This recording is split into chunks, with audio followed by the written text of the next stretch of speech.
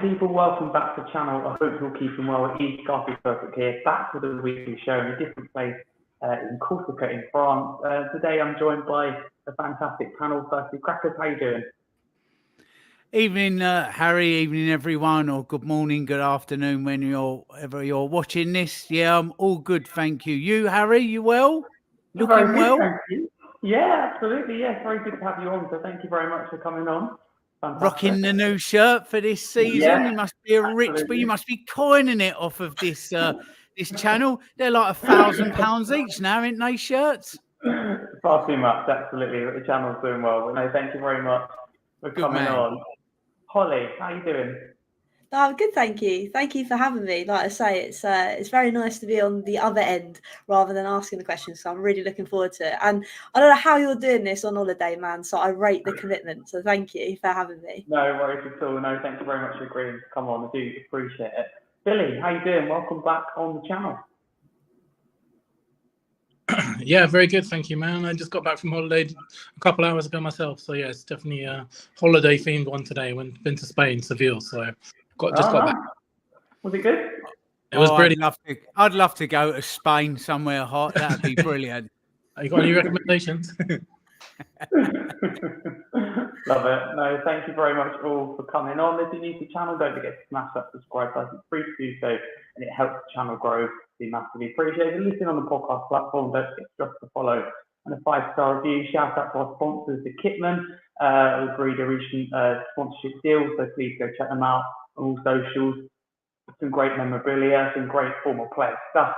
If you use the coupon Scarfe15, you get a 15% discount as well. I'll just drop the code or link in the chat. We will crack straight into it from the Spurs point of view. And Crackers, I'll start with you.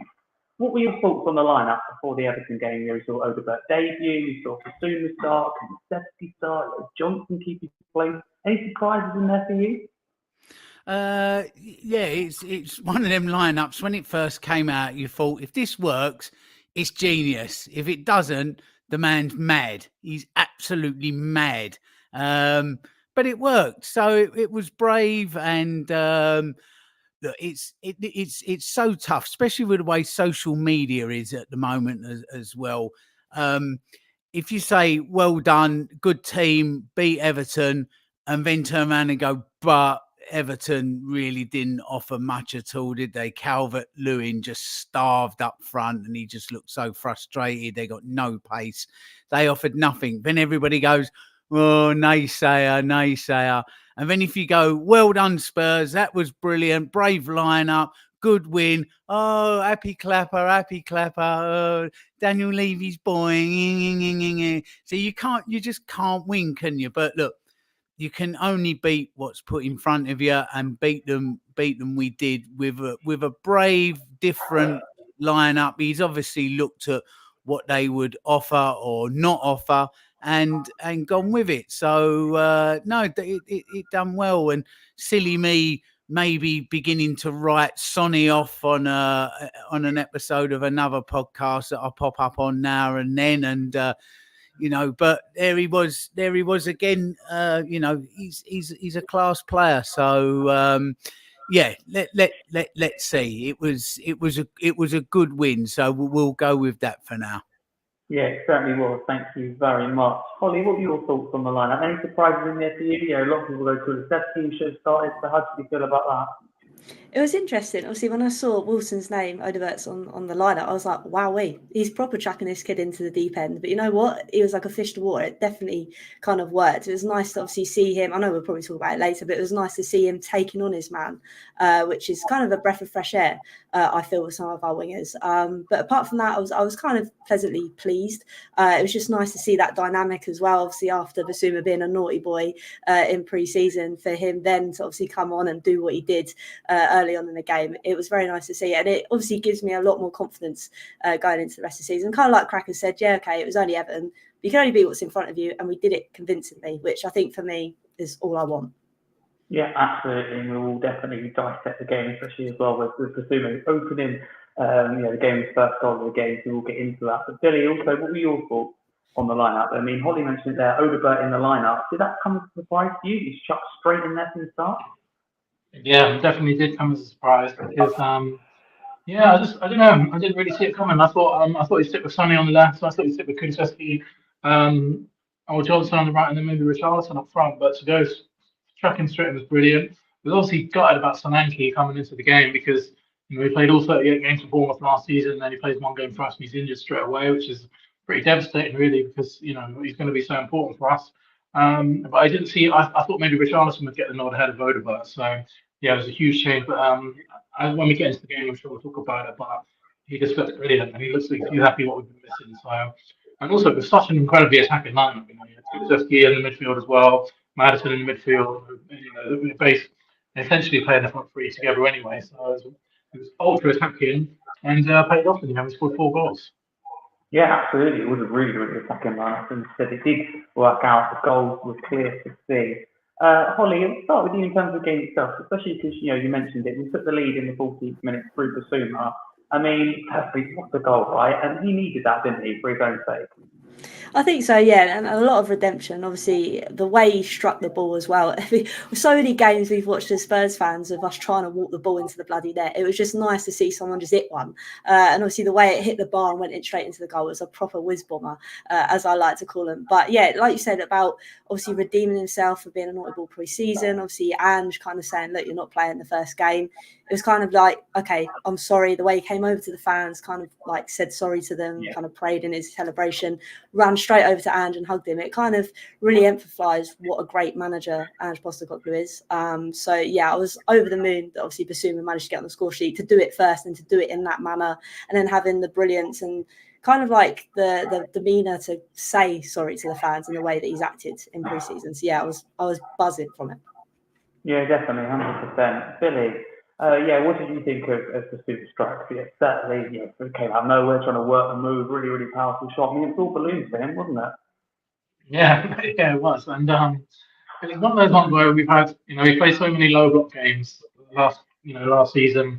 And what we've been crying out for is just a shoot more. I mean, we even said it against Leicester last week, we were saying there's so many times we had the ball where we're just trying to walk it into the goal, score the perfect goal. It didn't happen. And sometimes, we've got some excellent on-range shooters. We've got Maddison, we've got Sonia, we've got Basuma. I don't think we really shoot enough as a team, so it's good to see that. That's his first goal for us in 3 years. So, yeah, big one for him. Hopefully the first of many more. And I think what it symbolises, obviously, in terms of what's happened off the pitch in the last month or so with him, hopefully this is the start of him, redeeming himself and getting back in Ange's good books, because if Benson was fit, I'm not sure Basuma would play, to be honest with you. I think it's kind of maybe forced Ange's hand a little bit. So it'd be interesting to see what happens in the next couple of weeks. Yeah, it certainly will be. No, thank you very much. Crackers, what do you think of that? I mean, it was, perfect for Basuma getting the first goal, but, the guys who mentioned it there, do you think that he sometimes needs to shoot more? I mean, Basuma certainly did do that with the rocket. Yeah, it was a great goal, and something that I think he owed, the gaffer, he owed the crowd, and I think he owed it to himself. It's I remember at the time when it broke, just being so angry with him, not for what he was doing, just the fact that you see so many kids, I mean, literally millions of kids worldwide that want to become footballers and get very close and then don't quite make it. And then, to have that opportunity to make it at that level as well, and then to risk it all by, doing stupid things like that just makes me so angry. So, he's got a lot of making up to do, I think. And, but there's a terrific young player in there. When he first came to us, he was fantastic, and I think I think maybe he got into a little bit too much of a party lifestyle, and just couldn't get the balance with it. But you just can't do that now. You can't be a party boy and being a pro footballer. It just does not work. So look, what his long-term future is, I don't know. Whether maybe they're going to get him back on track and then look to move him on. But if his attitude does change and he knuckles back down, then he could be a fine player for Tottenham. And he does. He owes it to himself more than anybody else to be I sound a little bit like a life coach here, one of these American life coaches. He needs to be the best version of himself. But he really does. You know, it's a finite career. As you know, I speak to a lot of the ex-players when I do the Legends nights and that, and they'll all tell you play as long as you can and as a higher level as you can, and drop a couple of levels.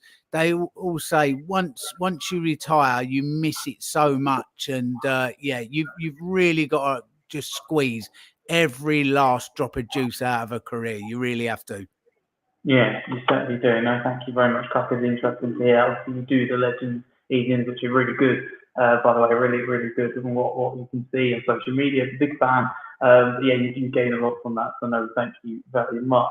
Hollie, I'll come to you next, because the second Spurs goal came in the 25th minute. I mean, it was a gift from Pickford, really. Is that a case of, it's poor from Pickford, it's a poor first touch, lack of awareness, or do you kind of give credit to Son also for the pressing, which I think forced the mistake, didn't it? I think it's a bit of both. I think there was a couple of times even before that goal went in that Pickford was kind of doing that sort of silly business with the ball. So there was an inevitable kind of element between it that something was going to happen soon. And like you said, Sonny was the one that was switched on to make that kind of press to win the ball off him. Even when he does get the ball off him, Pickford tries to take him down, but he manages to stay on his feet and obviously put it in the back of the net. So yeah, I think obviously in Andrew's system, that press is that real thing that he kind of latches onto at times, and it's nice to see Sonny being able to do that and then getting rewarded when he does so. But yeah, I think it was an excellent bit of play. I think in the stands we were all seeing England's number one, just to wind him up that a little bit more, because again it was a silly thing to do, and he was doing it a couple of times before that happened, like I said. So yeah, it was a great bit of determination from Sonny, but Pickford was being a bit of a silly boy in that first couple of 20 minutes sort of thing. Yeah, it certainly was. Yeah, I think he learned something from that game, it's fair to say. But no, I do agree with you. I think it's a bit of both from Pickford, but you do give credit to Son. But Billy, what did you make of Tottenham's second goal? I mean, Son, a lot of people could criticise him, maybe press has, dropped off or etc. this season or last season. But he showed real energy to get there, didn't he? He really believed he could get there, and he did as well. Yeah, I was a little bit worried when I saw that Son was going to be starting up through the middle for us, because we saw quite a few times last season that it didn't always work, particularly against the low block. It didn't work in particular. So I was a little bit worried. But what he does always bring is so much energy, and he's always going to be pressing for 90 minutes. He's an incredibly, he's got his fitness levels are insane as a player. So you're always going to get out for him. What sometimes doesn't work is his hold-up play against a team like Everton, but it wasn't really a problem in this particular game. So we knew that he had this in him, but you just saw today how important it is and how lethal it is and how dangerous it can be. And I think that's what we've got to do against low blocks. We've got to really suffocate them with our press, because so many times last season we found it difficult to break down low blocks. But with the high press and you're giving them absolutely no space on the ball, you're going to get forced mistakes. And we haven't really seen the mistakes at this level before. But it's just a testament to the way Andrew wants to play, because I think what we've really got to do this season is work out how to beat these low blocks, because that was our biggest downfall last year. We even sweat a little bit in the first game against Leicester. So yeah, hopefully it's indicative of the way we want to play going forwards. Yeah, no, definitely, 100%. Thank you very much. Crackers, I'll come to you next, because at half time, we were leading 2-0. What were your thoughts on that first half overall? Because do you think we looked vulnerable, for example, at set pieces? Do you ever think that Everton could get back into it? No, it certainly didn't look that way, and I think that second goal especially really killed their spirit. It's look, that second goal doesn't happen under Conte, does it? Because when Pickford picks that ball up with his comes back to him, we've got 11 players stood on our own penalty spot. So that's just not something you was going to ever see. That's straight out of a Ange Postecoglou playbook.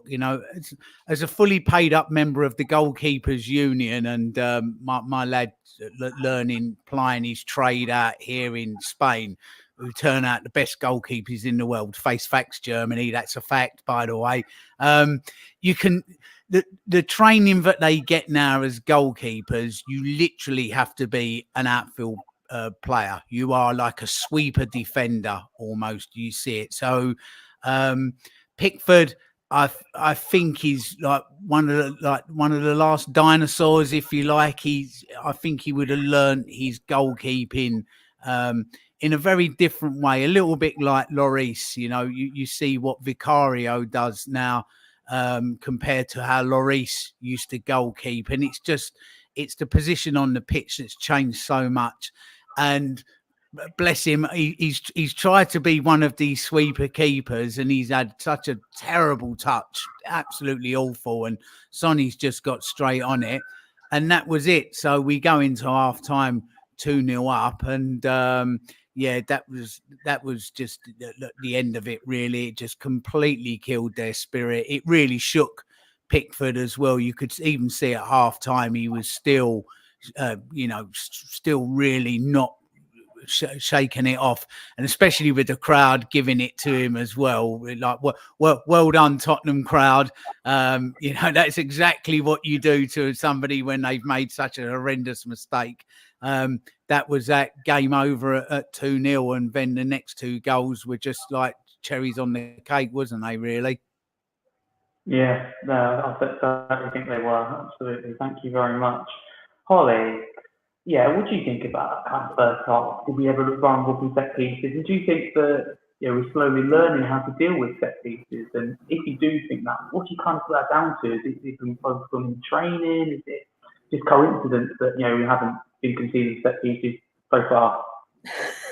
It's an interesting one. I think my biggest pet peeve is doing zonal marking, because it just drives me up the wall. I always when I played football, it was always like, right, Ollie, you've got that person, you've got that that's just how things used to roll. And I feel like if it works at grassroots, why are we not trying it further up? Because we concede a lot when we do zonal marking, and it drives me insane. So I don't think it's a coincidence that we haven't conceded, obviously, from a set piece just yet. I just think it's purely that we haven't really come against a side that can kind of test us in a set piece kind of area.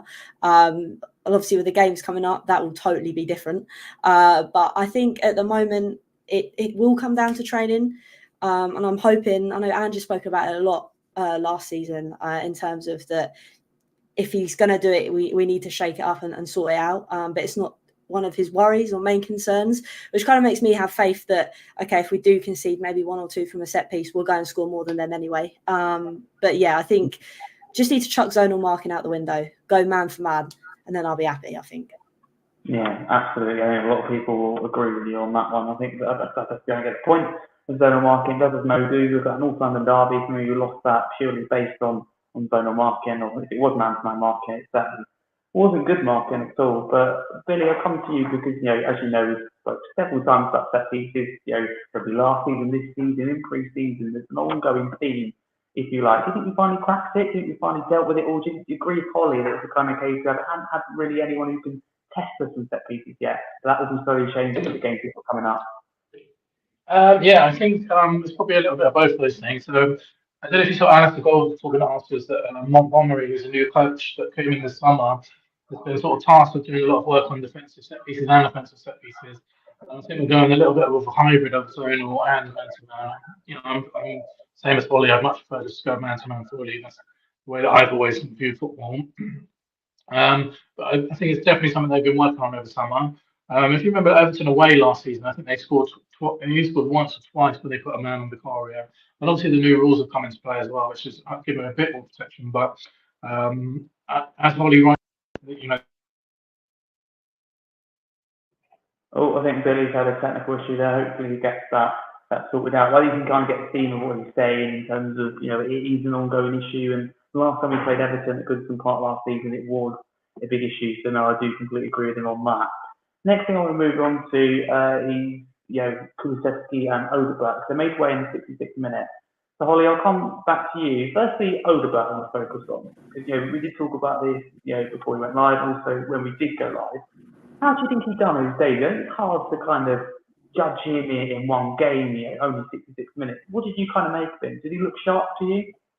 I think it was a breath of fresh air. I think as Spurs fans, we always kind of have this gripe of wingers not really taking on their man, or their first instinct is to turn back and look behind them and then make that ongoing run. With him, straight out of the blocks, he was like, I want to take this man, I want to see what he's got. And I think that was something I've really was looking forward to. And to see him do that on his debut, with the confidence to do so as well, coming into a new side and probably only having a week at the club is exciting to see. And for me, it means that he's only going to get better. He's only going to progress. I also like the fact as well, there was at times he had so much space out wide. And I think the biggest thing sometimes when you're a winger is if you're not affecting the game inside the pitch, at least make the pitch bigger. And I think he was excellent at doing that. Even if he wasn't going to get the ball every time, he's trying to stretch that midfield to give those inside a bit more pocket of space, which I really liked as well. And hopefully as they play more with him, they kind of see that when his runs are going to be when it's good to receive the ball out wide, or maybe actually I'm just dragging out here to give you guys some space. So for me, even though it was okay, it wasn't a long cameo, but what I saw of him, I was really excited to see more of him, so to speak. Yeah, no, definitely. No, thank you very much. Billy, what do you make of Odegaard's debut? I'm actually interested to get your thoughts on this. Do you think he looked good based on what we saw? Yeah, I think he you know, particularly for a debut, he looked really good. But I think the most important thing is he's just something that we've been missing so badly. Just a man, you know, my all-time favourite Tottenham player. Crackers, I don't know if you've ever had any dealings with this guy, Aaron Lennon, my all-time favourite. But he has a little bit of Aaron Lennon about him, I think, which I think is obviously the biggest compliment I can pay him, because he's my all-time favourite Tottenham player, Aaron Lennon. And he reminds me of a little bit of a young Aaron Lennon. He's always going to try and beat his man like Aaron Lennon used to do. And when Aaron Lennon used to get the ball at the old ground, you know, everyone used to be on their feet and standing up. It's starting to the whispers of that, I think. So I think it's going to offer us something really different in that regard. And if he can go on to be anything like Aaron Lennon, then I'll be absolutely buzzing, because that's my guy. Yeah, okay. Thank you very much, Billy. Crackers, Odegaard, talk to me, you know, his debut, how did he look for you based on what we saw? Because some people say different things, but generally it's quite positive in his favour. Yeah, I mean, first game, it was. I like the way he actually came in, because you know the whole of X, Twitter, or whatever it's called this week by Space Karen that runs it. It's just, you know, nobody has gone, oh, Spurs are in for Odegaard, and then all of a sudden, Odegaard's signed, and it was a real Lang in the shade, in the shadows signing, wasn't it? And yeah, I can see where Billy's coming from there. He's got that Aaron Lennon-esque air around him, hasn't he, from our early viewings of him and what we saw of him at Burnley as well. Been well talked up, but, you know, that's no guarantee. Not much end product from him on Saturday, but he was willing, he was showing, and Hollie was absolutely spot on. He stretched the play. He was just somebody, you know, he was up and down that wing, chalk on his boots. And it was just gave them, as a back four and a midfield, something to think about, you know, drop off maybe another 5-10 yards towards him because of his pace, which opens up a 5-10 yard gap elsewhere. So yeah, for a debut, very, very good. Again, going back to the social media aspect of it, you get these people, well, that's not Eze, is it? Oh, that's look, if they've obviously done their work on him, they've obviously done the data analysis stuff on him, director of football, the manager, etc., and you know, the 1,000 people that now are involved in doing a purchase of a player, and they like what they saw. So no, he's not Eze, he's Odegaard. And you know, like when Danny Rose came in from Leeds, or in fact when Aaron Lennon came in, they were good young prospects, and he may just be the solution at a price that's better than what you'd have to pay for somebody like an Eze. So it's like, you know, I think we should all learn that dropping hundreds or tens of millions of pounds on a player is no guarantee, is it, Mr. Undembele? It really isn't. So look, give the kid a chance. Let's see how he develops. But from Saturday's showing, I liked what I saw. It was a good debut. He's brave. He's brave. He wants the ball, and that's all you want to see, is a bit of confidence. Absolutely, I think that's all you can ask for on a debut. So no, I completely agree with that. The next individual who's also taken off with Odegaard was Kulusevski. You know, a little bit of an uproar, I suppose, on social media about him not starting. He had a really good pre-season, 2 goals against Bayern in a kind of central false nine position, but still more centrally in that midfield. Hollie, how do you think he's done? Because for me, when Kulusevski at his best, I just think he looks really, really good, doesn't he? Yeah, no, definitely. I think moving him across, obviously, into that midfield has kind of elevated his performance. It's almost like he's had a kind of new resurgence in a sense, because obviously there's a lot of people giving a lot of doubt towards the end of last season, saying, "Oh, I don't know where I sit with Kulusevski, this, that, and the other." But seeing him in that midfield, he holds the ball up great. He brings other players into the game. So for me, I think he's excellent in that midfield. Obviously, people talk about his pace out wide. Okay, to an extent, sometimes you kind of already know what he's going to do when he's out wide. But when he's in the middle, because of the strength that he possesses, I just think he's excellent. And I think maybe playing him there, okay, maybe not starting, but again, it just resonates the fact that we've got so many options now in midfield, and that we can, depending on who we're playing, we can kind of change that midfield up, and it's such a better stead to be compared to obviously last season where we were forever playing him out wide and we never really gave him that chance in the middle. Yeah, so for me, I think he's an excellent kind of player to stick in that midfield when he does play. Yeah, absolutely. And I think he's done really well. Really energetic. The ball seems to stick to him, and just when he has that confidence, I always think of Kulusevski, and I can't help but think if he had the pace, what kind of player we could be looking at, and what level. I think that he could be quite a scary player, certainly in terms of ability and even his potential. Billie, what did you make of Kulusevski's stint, if you like? Do you think he's done well? Again, something we've discussed a lot. We've both been very high praise of him. So, you talked earlier about the lineup that he didn't start. So, how he did start, should I say. So, do you think he's done well? And do you think he kind of sends a message to Ange, look, I'm here, don't forget me, I should be in the lineup? Yeah, I think he was excellent, and he was probably our best player of pre-season. So I think he was really unlucky not to play against Leicester. And then we haven't really seen him play this kind of role. He's definitely not played in the Premier League anyway. He played it a little bit in pre-season, but he normally has obviously been on the right for us or in the number 10 position, but not one of the central midfielders. So it's good to see him there, and I think he's going to force his way into the team. I think because of the way that he played in pre-season and the way that he played against Everton, I think he's undroppable at the moment. And it might have to be Salah that misses out, which is not something which you would have predicted, but again towards the back end of last season. But I think he's so important for us. That Romero goal said it all, where he dribbled past a few players and laid it off for Basuma goal. Laid it off for Basuma. That's a brilliant piece of skill, and that's what he offers for our team. He's incredibly hard worker as well. I don't think he's going to have a future on the right for us. He's not an Ange ball winger because he's basically the polar opposite of Odegaard, as you say. He doesn't have the pace to take a player on from the outside. And he's a very one-footed player as well. But I think he can be a really, really useful player for us in the middle, and I think he will hopefully end up one of our most important players this season, because he's just some of the things that he can do with the ball are things which we really, really need. So I think he's going to be really important for us.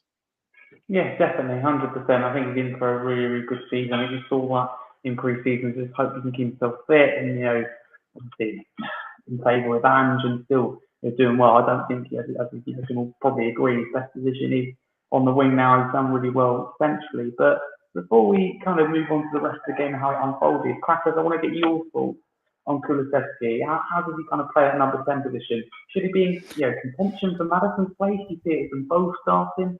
I want to hear your thoughts on that.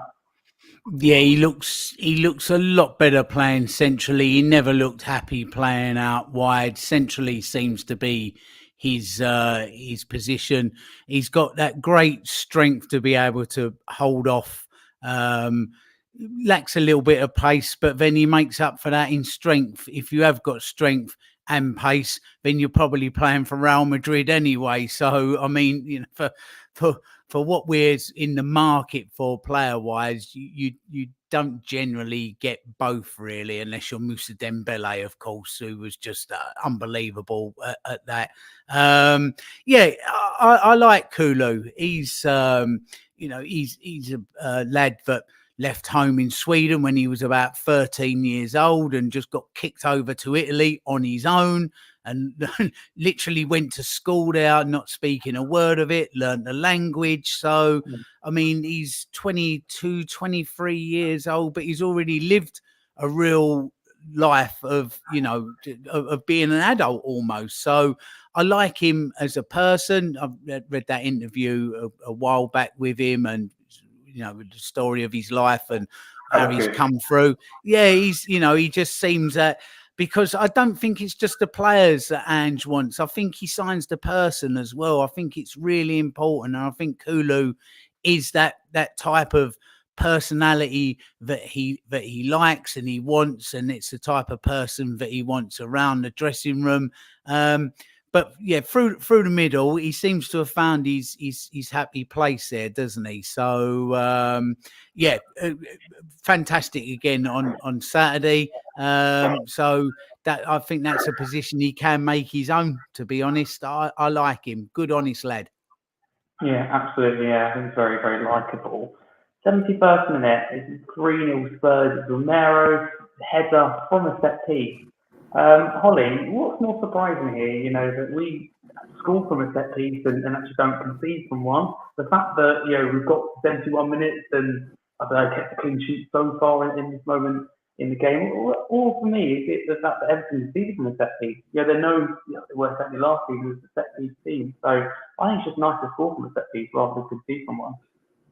Yeah, I think as well the fact that obviously Romero's kind of sandwiched between Tarkowski and I can't remember the other player, and it's the fact that he still managed to leap above them and get the ball into the back of the net. It was just lovely to see. And obviously after last week against Leicester, obviously kind of leaving Jamie Vardy to be able to head the ball in the back of the net, it was almost like, yeah, I'm here, I'm scoring a goal today. Like, let's forget last week, which was quite nice. And it's also great that you mentioned, obviously, with the timing as well, the fact that normally when we score a goal, we kind of sit back and don't really do anything. But again, we managed to score another one, and then obviously we'll get on to the next one later. But it was just a great feeling to be able to be like, we've really turned on the gas and we've kept it going. Whereas before we score and that's it, nothing else. But yeah, it was great to obviously score a set piece and not concede one in this game as well. Yeah, absolutely. Billy, it was a great header though, wasn't it? Yeah, real power behind it. I mean, the goalkeeper didn't stand a chance, did he, Jordan Pickford? No, he didn't. And 100th game for Tottenham as well, so it's a big occasion for him. And I think he scored the most goals of any defender last season and looks to be carrying it on this season. So, yeah, he's an amazing player. He's possibly my favourite Tottenham player at the moment. I absolutely love him. I think he's our best player as well, to be honest with you. I think he's our best player overall. And, you know, I think it's one of those players that you have to, we have to make the most of while he's here, because I think he can play for any team in the world, one of our only players with that true force. So, I think, great for him on his 100th game to get a goal. And I think he's going to score a lot more. I think he scored 6 last season, or maybe even 7, I think it was. Got one already, and I think it's going to happen a lot this season, as we saw for the 4th goal as well. He also missed 2 chances from there, so he could have had a hat-trick, really. And, how often can you say that about a centre-back for playing for a team? So, the way that we play this attacking football, I think it really suits him. I think he loves it. So, hopefully the first of a few goals for him this season. Definitely, 100%. As I said, it makes sense in scoring on his 100th appearance for the club. Did anyone see, though, all the cards, Spurs, for example, were released for exactly 25, their ratings were released. I mean, Romero has only gone up by 2 from last season, and his passing was very low, like 59. So, Billy, I should stay with you on that one. I don't know if you saw that, but did that surprise you when you saw that? I mean, it's me, in particular, passing. I mean, that's an insight, wasn't really 59 passing for him. I think class at passing. Yeah, I did see that. It just shows you how these people that make those decisions have no clue what they're talking about, because he's one of the best passers, one of the best ball-playing centre-backs in the world. Arguably the best in the league at doing it. So it's a total joke. But, thankfully his overall rating is quite high, because he's just a brilliant player. He's world-class. Obviously, you see this debate quite a lot on Twitter about how many world-class players are in the Premier League. What does world-class mean, all this stuff. But Romero is world-class. Yeah, definitely. You could doubt that. You can question a couple of the others, but I think Romero is you nailed on world class. I think he has built up that reputation for himself. He's done very, very well. I think really impressed. Really good signing. Crackers, 4th goal, 77th minute, quite quickly after the 3rd goal. It's on again with the brace, as you said, proving you wrong if you like. How well did Mickey van der Ven do for that goal? I mean, that's amazing. Intercepts the pass from Dwight McNeil. That's good enough. It goes down the other end of the pitch to assist on. I mean, the credit is with Van der Ven here, isn't it? Mickey van der Ven. I mean, just prior to that, just to rewind a little bit, he hyperextends his knee to a point that looks like it's a Victorian freak show, doesn't it? I mean, you see that and you just absolutely... I winced. I don't know if you've ever seen the film Misery, when Kathy Bates hobbles. I think is it James Garner in it? I can't remember. I know it was Kathy Bates when she hobbles him, and you're like, oh, and you see Mickey van der Ven do that to his knee, and you're just thinking to yourself, that's it. See you later. See you next season. And he just gets up and he's a little bit gingerly with it.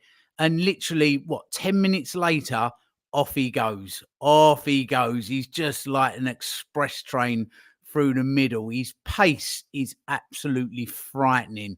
He's just another one of these all action, really good guys that the type of personality that Ange likes in the dressing room. You know, he's got that air about him. It doesn't seem to be any sort of side with him. Just a real good, honest lad, but decent. His pace is absolutely incredible. And to run through, it just opened up for him, didn't it? It was like parting of the Red Sea, and through he's gone. Not just that, I mean, lung busting run, and then plays the absolute peach of a ball into Sonny's feet. I mean, with the right pace, the right angle, and everything. Most defenders would get to that point and maybe just balloon one like that sort of lands in the beer garden of of the corner pin, or but he finds the right ball as well. Absolutely incredible. I love Mickey van der Ven. I think he's my favourite player at Spurs at the moment, to be honest. For me, if you put a gun to my head and said Romero or Mickey van der Ven, one has to go, I think the Dutchman remains for me. I really do, and that's how good he is, because I do rate Romero as well. I feel sorry for Dragoshin, because when I have seen him, I think he's an incredible player. I think he's strong and really good, but he's going to struggle to get round in front of these two there at the moment. Maybe, just maybe, we can convert him into something else. He has played left back before, so I mean, in certain games there may be room for him in there somewhere. But he is a baller as well, by the way. So at the back, we look on paper quite healthy, which worries me with the set pieces that we was conceding, and some of the defensive errors that we've got. Because with that defensive part of our squad, it looks healthy. It looks really healthy. But back to Mickey van der Ven, unbelievable, brilliant run. Well done, young man. Take a bow. Wish I could run that far. I'd still be going now. I still wouldn't have made the other penalty box if I'd have started the same time as him. Oh, I love it. No, he did do really well. I don't think any other Premier League centre back can do that. I mean, you might get to set the pass, but then just what Van den does, the pace is one thing, and the control of the pass, it's overall really good move. And obviously he didn't score the goal, but it reminds me of Son versus Burnley, completely getting down the other end with the ball. With that solo moment, it felt like that with Van der Ven. It's a shame it wasn't him who scored. It was very sad that we did score though. Hollie, Mickey van der Ven, need I say any more? Daddy long legs, done. Discussion over. But that he honestly, when I saw him on that run, because obviously he was running towards the other stand, I just knew. I was like, right, I'm standing up. There's going to be a goal. Just because it's one thing having the pace, but it's the pure acceleration he has as well from being that tall. It was just ridiculous. And like Cracker said, the way that he ran and then knew to slip the pass to Sonny at the right moment was just pure class. So yeah, I think I'd be on the same kind of stance as Crackers. I think I'd say, I mean, he's on the back of my shirt. Mickey van der Ven for me is one of my all-time favourite players at the moment. And I wouldn't be surprised if in a couple of years' time he overtakes, say, the likes of Bale for me and who I love, because he is just class. Just like I said, he's just an all-round player. The way they can move the ball, pass the ball, he does everything. He's just class. Yeah, he certainly is class. Billy, what do you make of Van der Ven's involvement? Involvement is mainly down to him, his look, solely down to him, the goal. But also, we took the, Crackers brought it up, Hollie mentioned it there. If you had to choose Van der Ven or Romero, I know you're a big fan of Romero, would it have to be Christian Romero that you go for? I don't know. I can't choose between them, to be honest with you. It's like Toby and Yan, isn't it? You can't have one but the other. I can't make that choice, I'm afraid. I'll just keep them both. And I think it's really important what Cracker said earlier about if we had Antonio Conte or Mourinho or Nuno, these kind of things would not be happening. We wouldn't be seeing Van der Ven make these runs all the way up the pitch. We wouldn't be seeing Romero having 3 chances in the penalty box.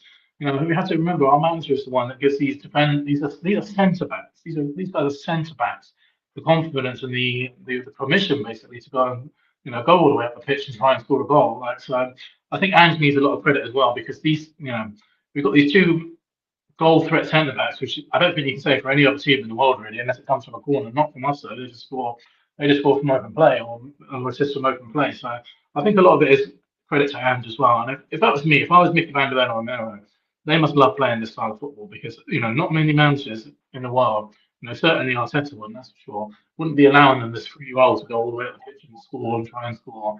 So I think it's a perfect harmony of those 2 managers, because they want to get involved in the scoring and not, as we saw last season, they both chipped in with goals, they both chipped in with assists. So long may it continue.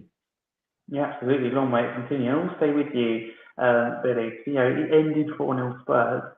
I mean, clean sheet. It feels great, doesn't it? But also your thoughts on our overall performance, because do you look at it and go, look, really good Spurs who blew Everton away, or Everton, they don't look very good. I mean, we saw some of the teams yesterday, the players and fans. They're not in a good place, are they either?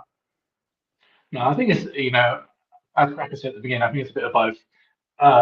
They were really bad, and we were really good, and we were really good consistently for the whole game as well. And normally we saw a lot last season where we come away with these wins, but we'd be up against it a little bit at times. They never really had a look in goal, and I think we looked really, not that they really offered anything in particular, but we looked pretty solid defensively.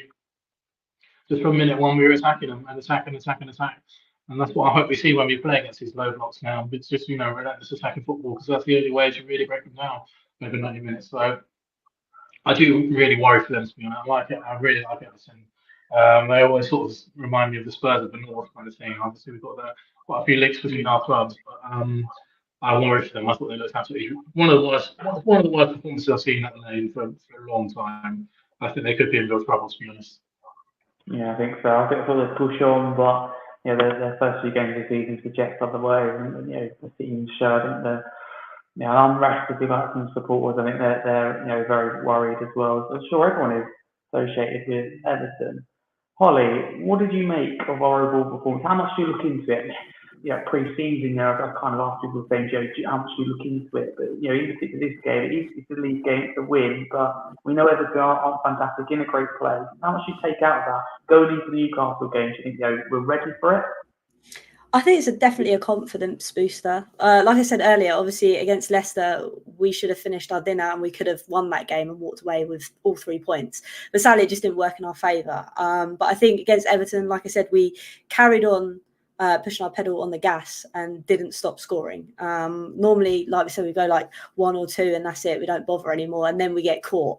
So it's quite nice to play in an opposition like Everton. Okay, that weren't great, but we still managed to do it convincingly. Obviously, going to Newcastle, it's going to be a different kettle of fish, but I still have that confidence that now we've got this win under our belt. Okay, it wasn't a loss against Leicester, but I just want some revenge. I think the fact that obviously we've been beat so many times there in not great fashion, I think it's time to go there and kind of do our thing. So it's not going to be easy, but I think with this Everton win, it's definitely given us a bit of a confidence boost, I think, especially with that clean sheet as well. Yeah, absolutely, definitely. Crackers, what did you make of our overall performance? Were you impressed? Obviously, you said Everton, that they aren't in a good place, but do you think that we've done well, done everything we can, a comfortable win, which our fans wanted, and a clean sheet as well? Perfect day, right? Yeah, of course, and you say yes, well done Spurs, and that slight asterisk caveat of what Everton offered up. I'm with Billy. I think they're in trouble this season, especially as if you look at Everton and the way they are football-wise at the moment. As a chairman, you'd probably break the glass and press the Sean Dyche button, wouldn't you? Get Dyche in. Like, here's a man, but he's already there, and they're still like this. So they've got nowhere really to go manager-wise to come in and do a Red Adair evening kids. Red Adair was a professional fireman in the States that put out wildfires, by the way. Look him up, kids. So yeah, they look in big trouble at the moment. They got this new stadium being built. By the way, if you've never been to Goodison, this season is your last chance to go because they move. I think we've got them Jan the 25th. That ground was built just at the turn of the century. I think it was 1890, 95 or something. Cost about £3,000 to build. Hello, Tottenham Stadium, like £8 billion. It was £3 grand, which was a lot of money back then, but it's an Archibald Leach stadium, so a lot's changed inside, but it's, you know, old clacking turnstiles and wooden seats. So if you've never been, do try and grab a ticket and go up there because it is a proper old stadium. And do you know what? I like Everton fans. I like going to Everton. It's a great place. Yeah. I'd rather see the other mob, the other side of Stanley Park in this trouble, to be honest.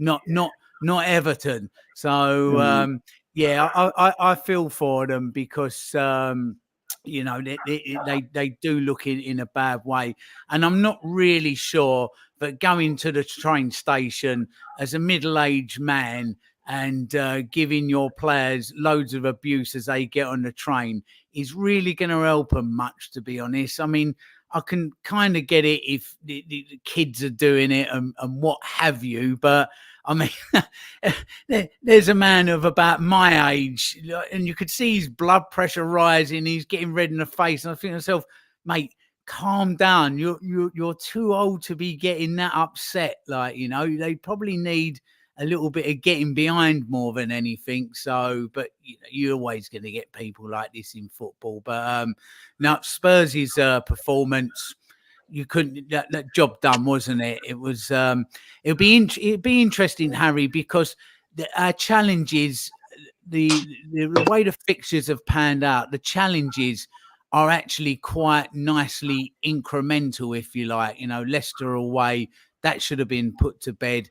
Saturday was a bit of a cakewalk.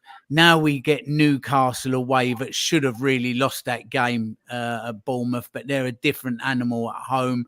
And then, of course, we get that lot at home as well. So the increments in our challenges and where we are as a team now, it'll be quite interesting to see after that sort of 5 or 6 games and what's what and where we are with it. So, but Saturday job done. Yeah, absolutely, certainly was. Billie and Hollie, I know you've got to jump, so before you do, I'm going to get your player of the match. So, Billie, I'll start with you. Who are you going to give as your man of the match? It's a difficult one, isn't it? But I'm going to have to go for my man Christian Romero on this 100th game for sure. Christian Romero, yeah, I think it'll be a popular one. Hollie, what are you thinking?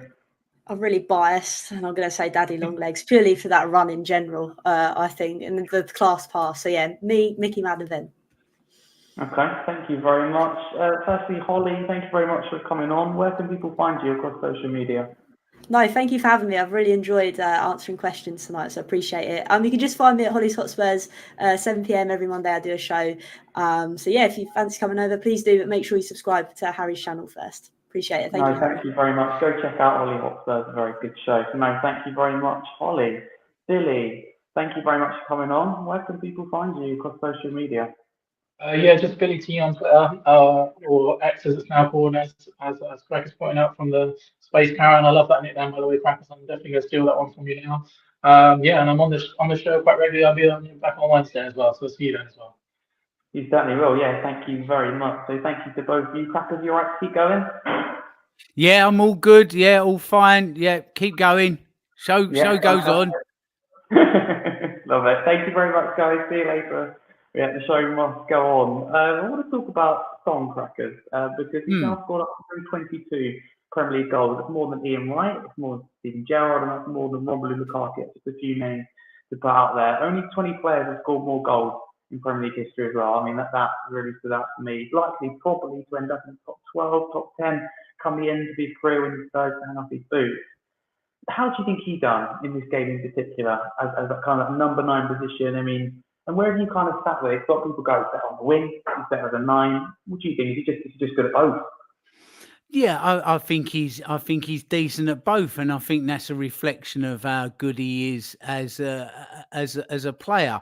Firstly and foremostly, Harry, he's a fine player. Then you take into consideration what he brings to the club commercially. Now, I know most people are going to go, mate, it's a football show, but you know, listen, that side of things is now important. You can't get away from it.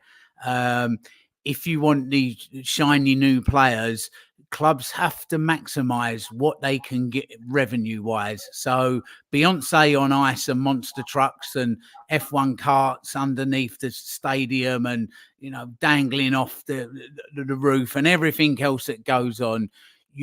That's just part of football now. This is what football has become.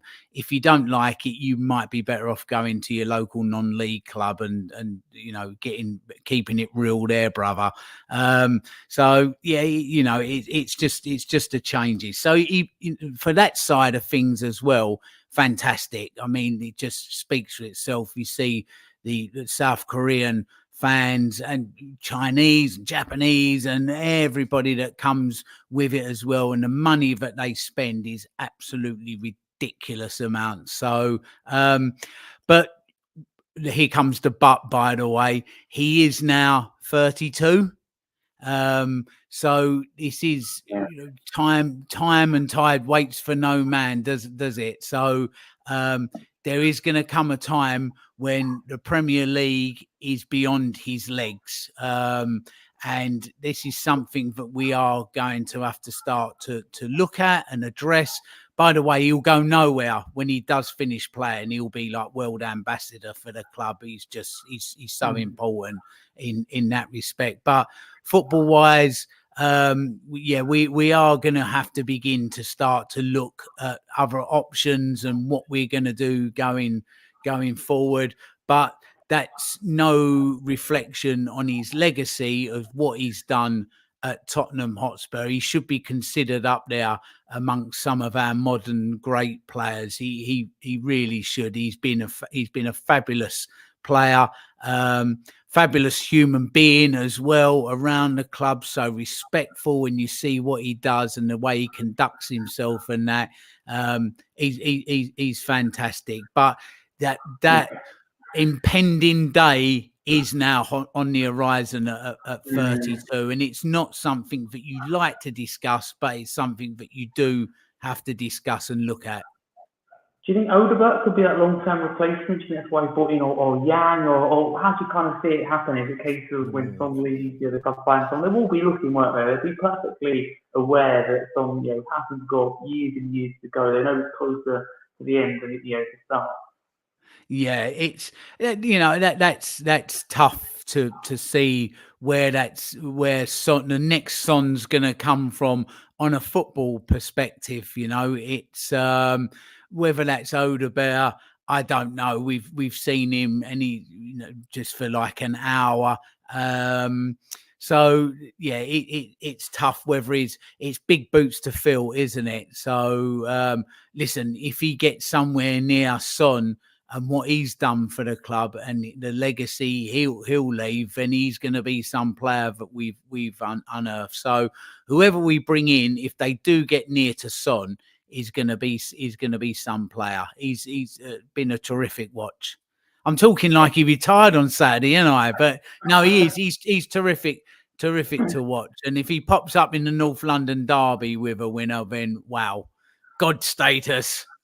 Yeah, absolutely. Yeah, a big status for the season. If not more, it's fair to say. But before we quickly preview Newcastle, I want to talk about one individual that's come a bit under fire, if you like, recent weeks and days, and that is Brennan Johnson. Do you understand the criticism he gets? I can be honest with you, I personally don't. I think, you know, to get 10 assists and 5 goals last season, he played just over 2/3. He came in late in the transfer window.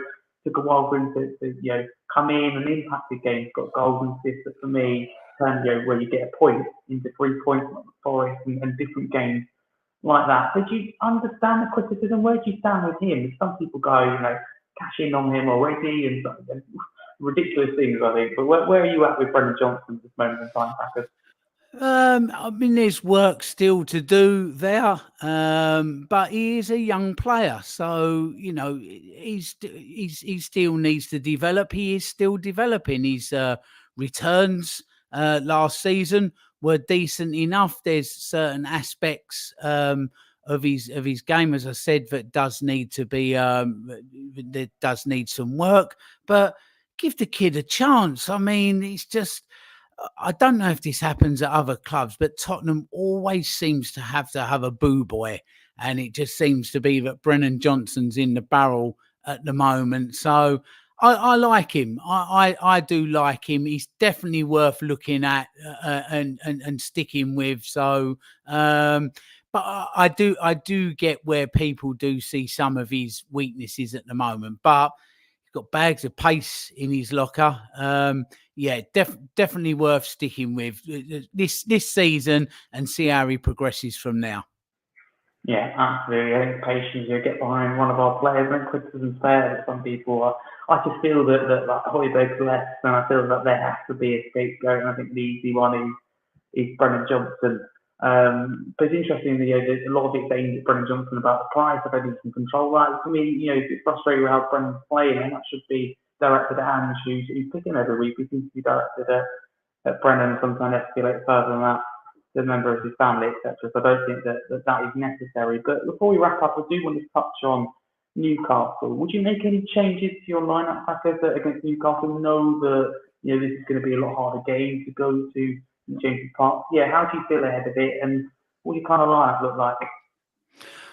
Now this is where I come in with my hat on, which I do. It's a tin hat, by the way. Now with Ange. Saturday you can be Ange and you can play Ange ball and be all those things that Ange wants to be. Saturday, Newcastle away, I think you have to be a little bit less Ange, if that makes sense.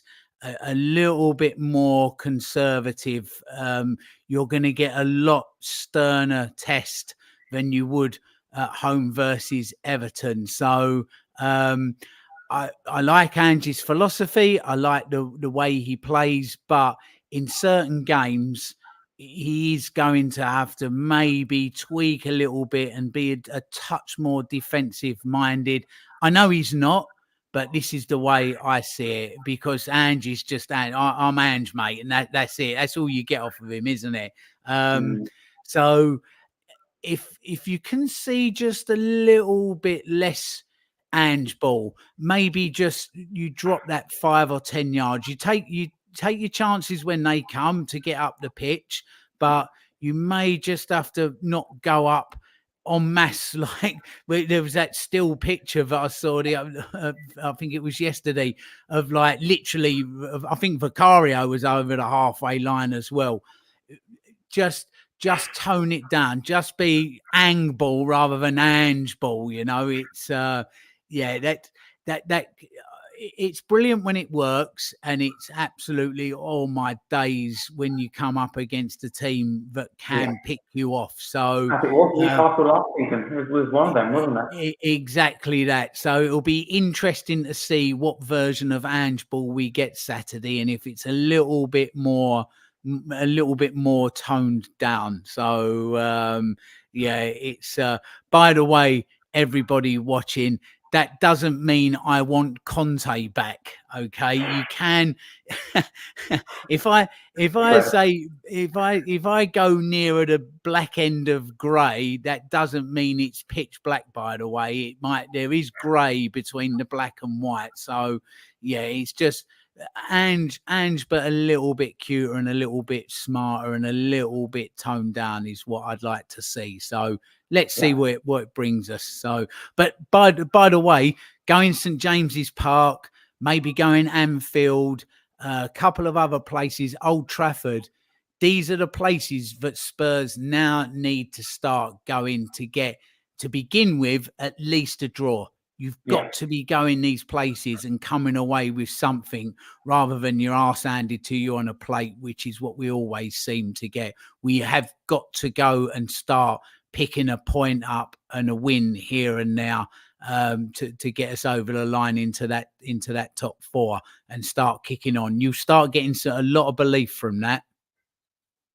Yeah, absolutely. I totally agree. And as you said, tough places to go that we got nothing last season, turning that into a point, places where we got a point, like the way we got a draw, can we turn that into a win? It's improved a little bit like that, as well as keep winning your games like this Everton at home that you're expected to win, but sometimes over the years you have slipped up on. Your score prediction for Newcastle.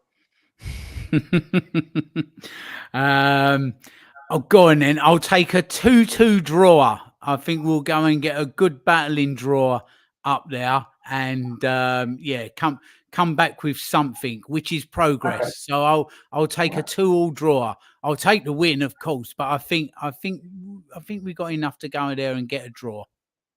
Yeah, absolutely. I'd also take a draw. I think definitely how last season panned out, that again would be progress. It'll be frustrating because we should be sitting here with 6 points going into Newcastle and Arsenal and going, if we draw both those games, it is what it is. We haven't lost these for them. We can keep being unbeaten and keep kind of where we want to be in the league, but we can't do that. It's out of our control.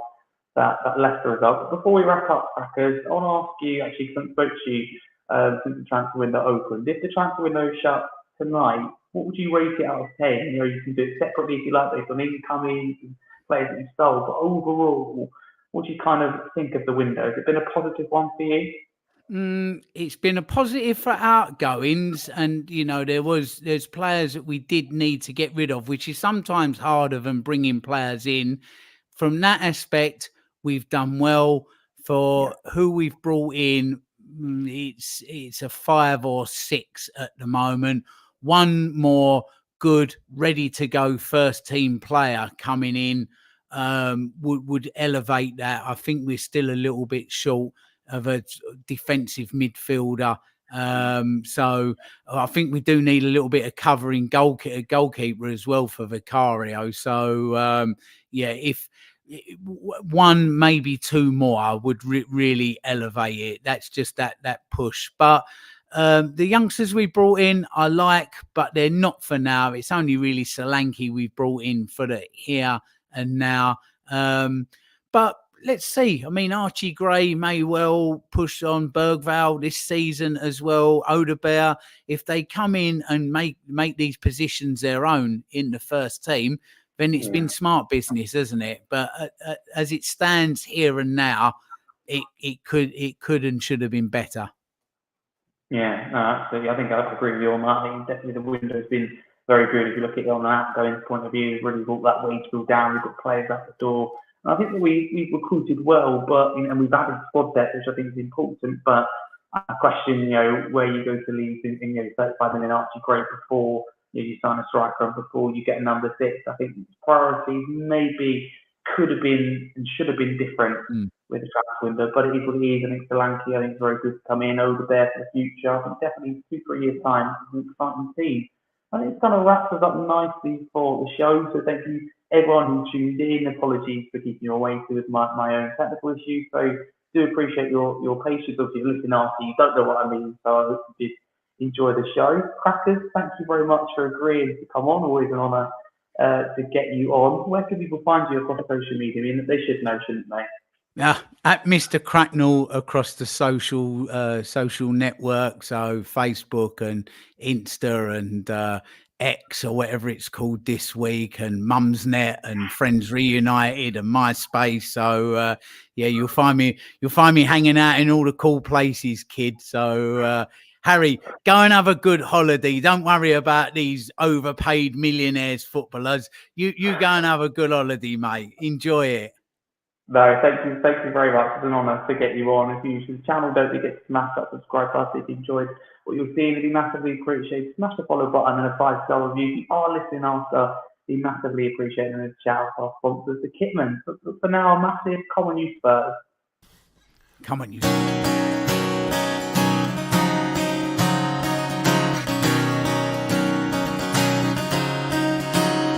You will were working as a manager at Celtic Park when we met you.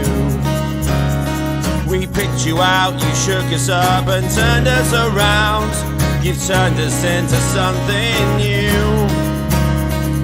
And Postecoglou, you know that we believe it when you say you're gonna change it. And Postecoglou, we're the mighty Tottenham and nobody's gonna stop them. Oh, we look so fine in blue and lily white.